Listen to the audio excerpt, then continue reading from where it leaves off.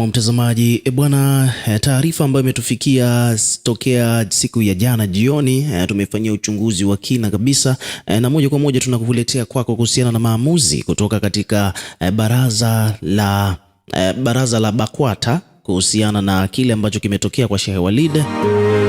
Ni kwamba tayari bwana, maulama wameamua kufanya maamuzi ya kutafuta uchunguzi ili haki iweze kutendeka baada ya Sheikh Walid kuondolewa katika madaraka ambayo alikuwa nayo kama shehe mkuu wa jiji la Dar es Salaam.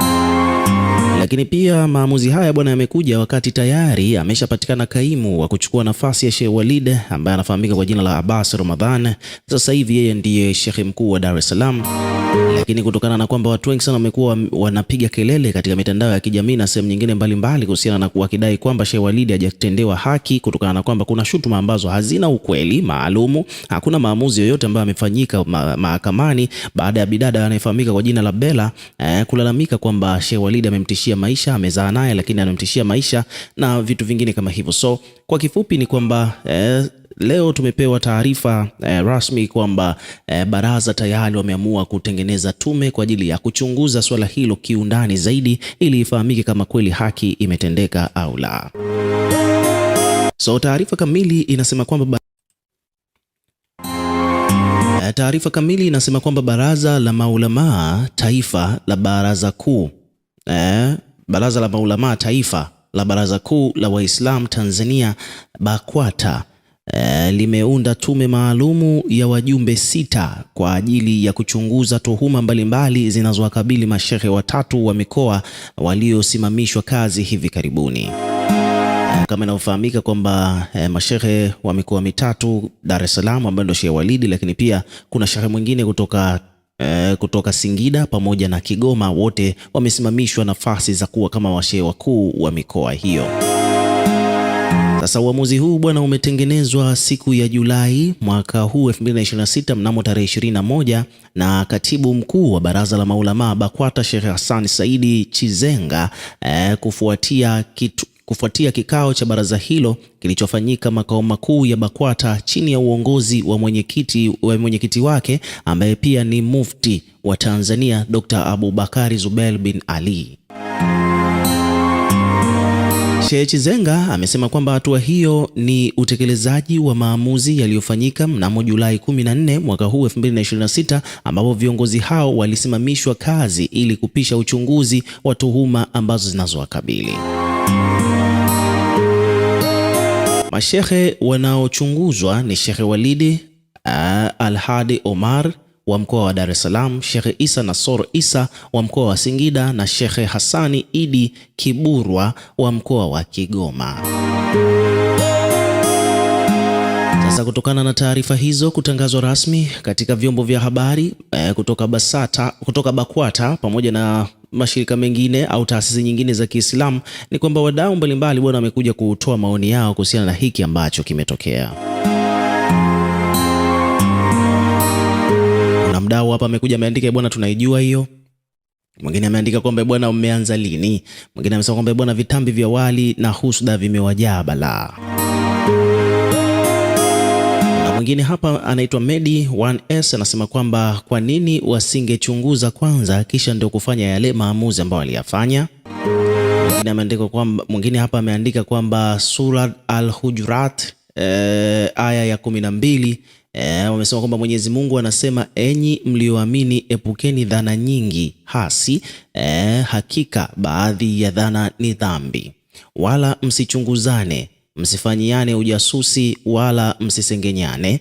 Je, mmoja wenu anapenda kula nyama ya nduguye akiwa amekufa? Bila shaka mnalichukia hilo na mcheni Mwenyezi Mungu, hakika Mwenyezi Mungu ni mwenye kupokea toba, mwenye kurehemu. Kuna mtu hapa amekuja kuweka sura hiyo, nadhani atakuwa na maana yake. Kama hujaelewa au kama umeelewa basi tuambie kwenye comment. Kuna mwingine hapa amesema bwana, Waislamu tumswalie Mtume Muhammad. Kuna mwingine amesema kwamba bwana, kwa nini picha isiwe ya wenzake ikawa ni ya Sheikh Walid tu? Tunashukuru jamani, imetosha.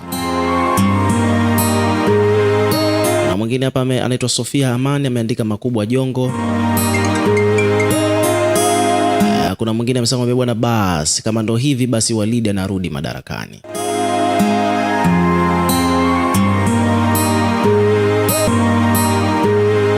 So hivyo ndivyo mambo yalivyo kufuatia kile ambacho kimeonekana dhidi ya sakata zima la Sheikh Walid na maamuzi ambayo yalifanyika hapo awali kuhusiana na yeye kuondolewa katika madaraka ambayo alikuwa nayo. So hii issue bwana ilikuja kutokana na shutuma ambazo alizitoa mwanadada anayefahamika kwa jina la Bella huko mitandaoni kuhusiana na baraza la BAKWATA kuhusiana na kile ambacho kimetokea kwa Sheikh Walid. Ni kwamba tayari bwana maulama wameamua kufanya maamuzi ya kutafuta uchunguzi ili haki iweze kutendeka baada ya Sheikh Walid kuondolewa katika madaraka ambayo alikuwa nayo kama sheikh mkuu wa jiji la Dar es Salaam. Lakini pia maamuzi haya bwana yamekuja wakati tayari ameshapatikana kaimu wa kuchukua nafasi ya Sheikh Walid ambaye anafahamika kwa jina la Abbas Ramadhan. Sasa hivi yeye ndiye sheikh mkuu wa Dar es Salaam.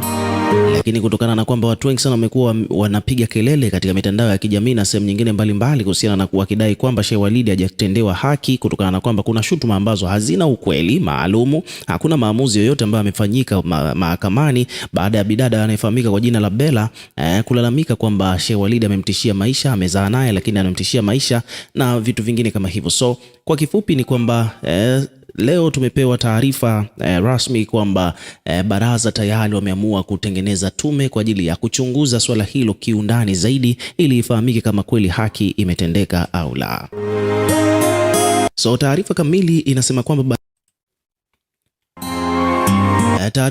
inasema kwamba baraza la maulamaa taifa la baraza kuu baraza la maulamaa taifa la baraza kuu la Waislamu Tanzania BAKWATA limeunda tume maalumu ya wajumbe 6 kwa ajili ya kuchunguza tuhuma mbalimbali zinazowakabili mashehe watatu wa mikoa waliosimamishwa kazi hivi karibuni.